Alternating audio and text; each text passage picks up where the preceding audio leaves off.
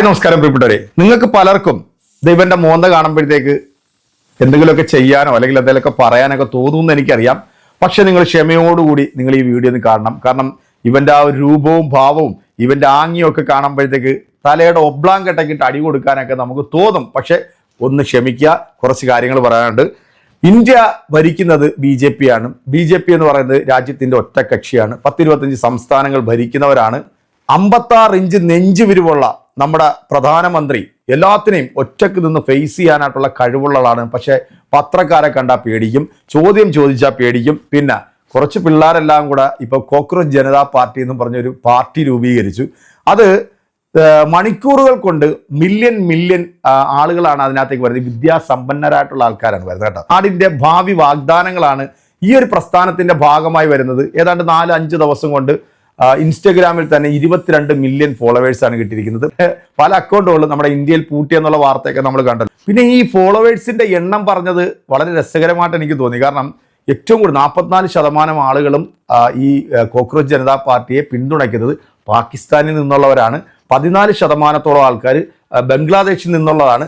പിന്നെ 9% പേര് മാത്രമാണ് ഇന്ത്യയിൽ നിന്നുള്ള ആൾക്കാർ ഈ പാർട്ടിയെ പിന്തുണയ്ക്കുന്നു എന്നുള്ള ഒരു പച്ചക്കള്ളം ഇവര് വന്ന് പറഞ്ഞു. പക്ഷേ വിവരവും വിദ്യാഭ്യാസമുള്ള പിള്ളേരാണ് ഇതിൻ്റെ പിന്നിൽ. അവരത് എടുത്തിട്ട് അങ്ങ് നൈസായിട്ട് വലിച്ചു കീറി അങ്ങ് ഒട്ടിച്ച് 95% ആളുകളും ഇന്ത്യയിൽ നിന്നുള്ളവരാണ് പാർട്ടി അനുകൂലിക്കുന്നുള്ള ആ സത്യസന്ധമായിട്ടുള്ള വാർത്തയും പുറത്തു വന്നതോടെ കണ്ണാക്കി പിരിവെട്ടിയതുപോലെയായി. പിന്നെ സംഘപരിവാറിനെ കുറിച്ചിട്ടോ സംഘികളുടെ നേതാക്കന്മാരെ കുറിച്ചിട്ടോ പറഞ്ഞു കഴിഞ്ഞാൽ ഈ മൂങ്ങാക്കണ്ണനുണ്ടല്ലോ, ഏത് ഈ ഞരമ്പൊക്കെ വലിഞ്ഞു മുറുകി പൊട്ടിപ്പോ ഇവന്റെ കണ്ണും നാക്കും എല്ലാം കൂടെ പുറത്തേക്ക് വന്നിട്ട് ജീവിയെ പോലെ ആകുന്ന ഇവനുണ്ടല്ലോ, അവൻ്റെയൊക്കെ ആസനം താങ്ങി കിടക്കുന്ന ഇവനിപ്പോൾ ഒരു വാർത്തയായിട്ട് വന്നിട്ടുണ്ട് കേട്ടോ. അതായത് നരേന്ദ്രമോദിജിക്ക് ഉള്ള ഫോളോവേഴ്സ് എത്രയാണെന്ന് നിങ്ങൾക്ക് അറിയാമല്ലോ.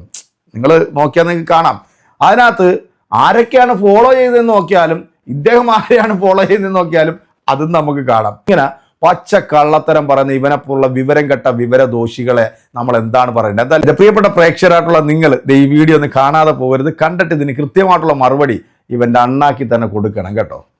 കോക്രോച്ച് ജനതാ പാർട്ടി നമ്മുടെ രാജ്യത്ത് വലിയ രീതിയിൽ ചർച്ചയായി കൊണ്ടിരിക്കുന്നു. നമ്മുടെ കേരളത്തിലെ പ്രമുഖ മാധ്യമങ്ങളൊക്കെ വളരെ വലിയ ആവേശത്തിലാണ്. നമ്മുടെ കേരളത്തിലെ പ്രമുഖ മാധ്യമങ്ങള് കോക്രോച്ച് ജനതാ പാർട്ടിയെ വലിയ സംഭവമാക്കിയിട്ട് വലിയ വാർത്തകൾ കൊടുത്തുകൊണ്ടിരിക്കുന്നു. സുഡാപ്പികളാണെങ്കിൽ അതിനേക്കാൾ വലിയ ആവേശത്തിലാണ്. സുഡാപ്പികളിൽ പ്രധാനിയായിട്ടുള്ള ആബിദ് അടിവാരമൊക്കെ ഈ രംഗത്തെത്തിയിട്ട് ജൻസികളോട് തെരുവിലിറങ്ങിയിട്ട് വെടിയേൽക്കാനൊക്കെയാണ് വിളിച്ചു പറയുന്നത്.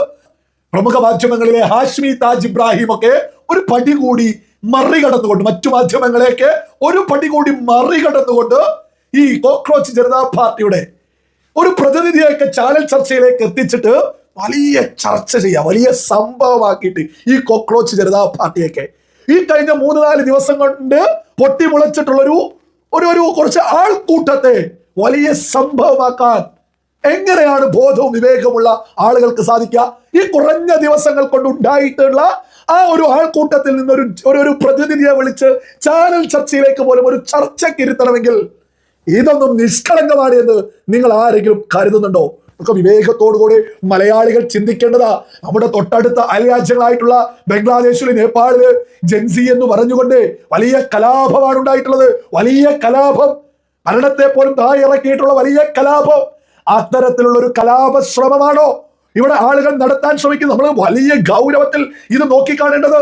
ഈ കോക്രോച്ച് ജനതാ പാർട്ടി വെല്ലുവിളിക്കുന്നത് നമ്മുടെ രാജ്യത്തിന്റെ ജുഡീഷ്യറിയെയാണ്, നമ്മുടെ സുപ്രീം കോടതി ജസ്റ്റിസിനെയാണ് വെല്ലുവിളിക്കുന്നത് ഈ പറയുന്ന കോക്രോച്ച് ജനതാ പാർട്ടി. ഇവിടെ ആളുകൾ, പ്രമുഖ മാധ്യമങ്ങൾ ജൻസി എന്ന് മൊത്തമായിട്ട് കോക്രോച്ച് ജനതാ പാർട്ടിയിലേക്ക്, ഈ രാജ്യത്തിന്റെ മൊത്തം ജൻസി ഒന്നും ഉളുപ്പുണ്ടെങ്കിൽ പറയരുത്. ഈ രാജ്യത്തെ ജൻസിയിൽ 10%-ലും കുറവുള്ള ആളുകൾ ഒരു കൂട്ടമായിട്ടുണ്ടായി. അത്ര മതി അതിനൊക്കെ. ഈ പറയുന്ന വലിയ സംഭവമായിട്ട് ഭാരതീയ ജനതാ പാർട്ടിയെ മറികടന്നിട്ട് ഇൻസ്റ്റഗ്രാമിൽ ഫോളോവേഴ്സ് 18 മില്യൺ, 1,80,00,000-ലും അധികം ആളുകളൊക്കെ വന്നു എന്നൊക്കെ വലിയ സംഭവമാക്കി വിളിച്ചു പറയുന്നുണ്ട്. അപ്പോ ഈ ഭാരതീയ ജനതാ പാർട്ടിക്ക് ഇൻസ്റ്റഗ്രാമിൽ എത്ര ഫോളോവേഴ്സ് ഉണ്ട്? 89 ലക്ഷം ആളുകൾ. അതേപോലെ കോൺഗ്രസിന്റെ ഫോളോവേഴ്സ് ഈ പറയുന്ന ഒരു മാധ്യമങ്ങളും വിളിച്ചു പറയുന്നില്ല. ഭാരതീയ ജനതാ പാർട്ടിയേക്കാൾ അധികം ഈ പറയുന്ന കോക്രോച്ച് ജനതാ പാർട്ടിക്ക് എത്തി എന്നാ പറയുന്നത്. കോൺഗ്രസിന് വെറും 13,40,000 ആളുകൾ മാത്രമേ ഉള്ളൂ. രാജ്യത്തെ രണ്ടാമത്തെ പാർട്ടി ആയിട്ടുള്ള കോൺഗ്രസിന് വെറും 13,40,000 ആളുകൾ മാത്രമേ ഉള്ളൂ. ഇത് മിണ്ടുന്നേ ഇല്ല. ഏതായാലും ഈ കോക്രോച്ച് ജനതാ പാർട്ടിയൊക്കെ വന്ന സമയത്ത് ഭാരതീയ ജനതാ പാർട്ടിയും കോൺഗ്രസും തമ്മിൽ എത്രത്തോളം വ്യത്യാസമുണ്ട് എന്നുള്ളതും സകലരും തിരിച്ചറിയില്ലേ. പിന്നെ ഈ രാജ്യത്തിന് ഒരു പ്രധാനമന്ത്രിയുണ്ട്, നരേന്ദ്രമോദി. അദ്ദേഹത്തിന്റെ ഇൻസ്റ്റഗ്രാം ഫോളോവേഴ്സ് എന്ന് പറയുന്നത് 10 കോടിയിലും അധികം ആളുകളാണ്. ഏതായാലും കോക്രോച്ച് ജനതാ പാർട്ടി 1,80,00,000 അധികം ആളുകൾ എന്ന് പറയുന്നത് ചില്ലറയൊന്നുമല്ല. പക്ഷെ അതൊന്നും ഈ രാജ്യത്തെ ജൻസിയാണ് എന്ന് ഉളുപ്പില്ലാതെ വിളിച്ചു വരുന്നത്. ആർക്ക് വേണമെങ്കിലും ഈ പറയുന്ന കോക്രോച്ച് ജനതാ പാർട്ടിയുടെ ഫോളോവേഴ്സിന്റെ ആ ലിസ്റ്റ് ഒക്കെ എടുത്ത് പരിശോധിക്കാൻ പറ്റൂ.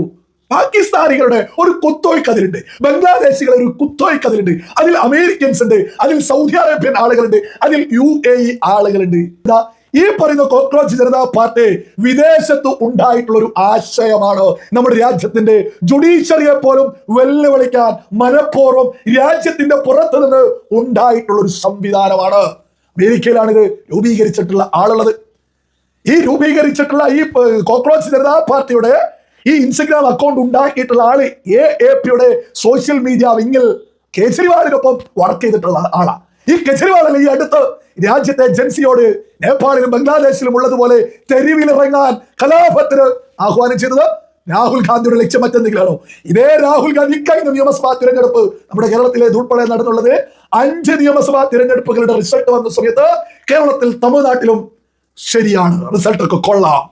അതേസമയം ആസാമിലും ബംഗാളിലും നടന്നത് കള്ളത്തരമാണ്, തട്ടിപ്പാണ് എന്നൊക്കെ ഉളുപ്പും മാനവുമുള്ള ആർക്കെങ്കിലും വിളിച്ചു പറയാൻ സാധിക്കും.